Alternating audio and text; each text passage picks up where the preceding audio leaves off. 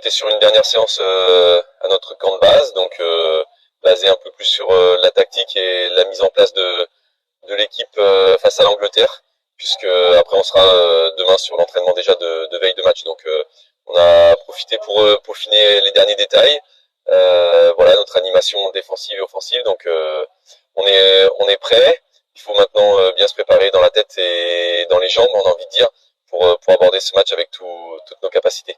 Quelle est la suite de la programmation pour l'équipe? Alors, on avait un entraînement un petit peu plus tôt ce matin parce que, comme vous savez, on joue à Brisbane et le déplacement il fait plus de 5 heures d'avion pour aller jouer ce match de poule, donc on l'anticipe 2 jours avant. Donc on aura toute notre journée ensuite qui sera occupée par le voyage en avion, une arrivée tardive à Brisbane, et puis demain sera déjà le jour d'avant-match, donc on aura une journée bien chargée avec la visite du stade le matin et l'entraînement officiel l'après-midi. Et l'état du groupe, quels sont les ressentis de la préparation?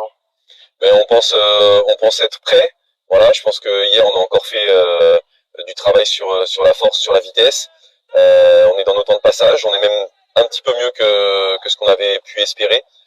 Donc physiquement on est prêt, tactiquement on est prêt. Maintenant il reste à gérer un petit peu l'émotionnel parce que forcément on se rapproche d'un premier match de Coupe du Monde.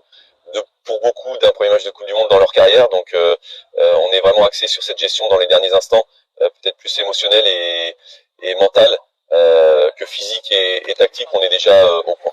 On n'est pas dans le rêve de la Coupe du Monde, on est dans la Coupe du Monde. Vos impressions, coach?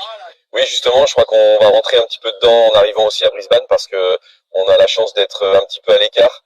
À Perth, on est au bord de la mer, on est un petit peu à l'écart de l'effervescence des centres-villes où il y a beaucoup plus de monde, beaucoup plus d'activités autour de la Coupe du Monde. Donc on va rentrer dedans de plein pied demain. Mais c'est notre travail aussi de rester focus sur le match et de pas avoir justement la tête dans les nuages et dans les rêves qu'on avait il y a quelques mois. On y est et on va faire les choses bien dès le premier match.